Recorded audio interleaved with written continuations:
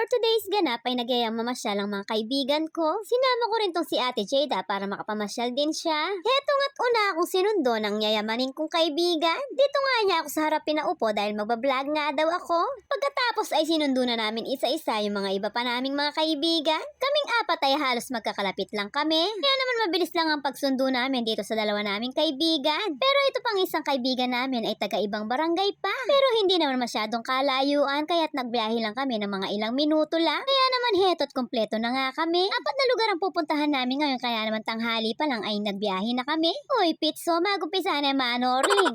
Nag-stop over nga muna kami dito sa tindahan para bumili ng aming iinumin. Dahil malayo-layo ang biyahe namin kaya naman kailangan namin ng tubig. Siguradong matutuyuan kami na lalamunan dahil marami-rami yung pagkukwentuhan namin dahil madalang lang kami magkita-kita. Pagkatapos ngayon nagbiyahe na kami papunta sa una naming papasyalan. Heto nga pala yung mga kaibigan ko na kahit madalang lang kami magkita, as in madalang lang talaga kami magkita once a year. Charis! Hindi naman kami nagkakalimutan kahit sobrang busy na namin. Lagi nga ang aming outing. Ang kaso nga lang sa GC nga lang. Charis! Pero totoo. Kayo, saan kayo madalas mag-outing ng mga kaibigan nyo, mga mare? Sa GC lang din ba?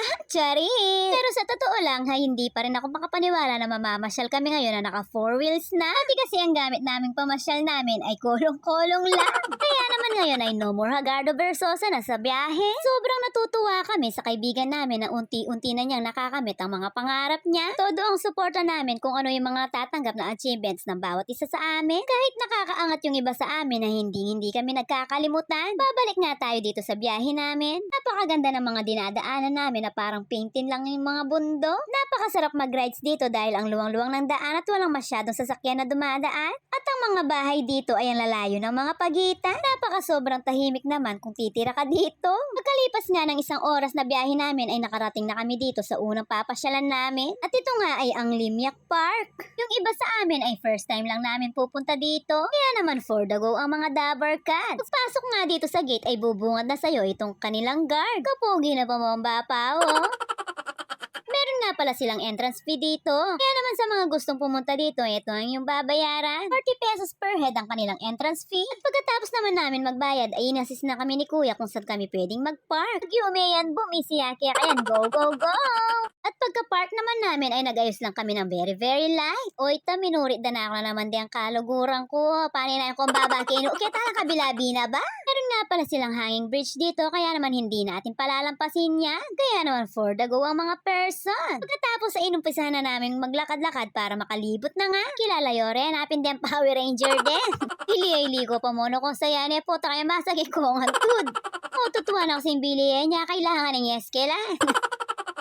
Meron nga pala silang mga cabin dito na kapag gusto mong mag-overnight, kapogi na pumagi kaming tour guide oh. Marami ding namamasyal dito kaya naman meron ding nag-overnight dito. Pagkatapos dito naman banda ay meron silang swimming pool at cottages na mag-e-enjoy ang mga bata dito dahil meron silang swimming pool. Dito naman sa tabi ng cottage ay merong playground para sa mga bata. Nibiro ko pa nga si Ate Jada na baka gusto niya sumakay dyan. At pagkatapos ay naglakad-lakad lang kami dito sa bandang likod para pumunta dun sa dulo ng hanging bridge. Dating naman namin dito sa dulo ng hanging bridge, unang tapak, hiyaw agad, charis! Sa banda ay makikita mo nga pala yung swimming pool kanina. Hindi naman ako natatakot na maglakad dito dahil na-experience ko na kung paano maglakad dito sa hanging bridge. Kaso lang niyuyug-yug tong hanging bridge doon sa kabilang dulo kaya naman ang galaw. Kaya naman tong si Ate Jada ay higpit ng hawak sa akin dahil natatakot daw siya. Dahil first time niyang lang maglakad dito sa hanging bridge. Nga lang hindi ka na makatingin kung saan kung hindi sa inaapakan mo nga lang. Dahil meron itong space na pwedeng mahulog ang isang mong paa kapag nagkamali ang apak mo. Hindi na nga rin ako makapag-video ng maayos dahil tong si Ate Jada ay nakahawak sa akin. Hindi ko na nga rin tuloy maipakita yung view sa baba. Kapit na nga kaming mapunta ni Ate Jada sa dulo pero itong mga kasama namin nasa gitna pa nga. Tripan niyo pa mo, sabihin niyo na ako kabagal nyengen, hikay palang metalwi. Nanot, gagalgal ko yata bitis at kabagal yung lalakad. Hoy, tuwo ka, talanda mo ka no.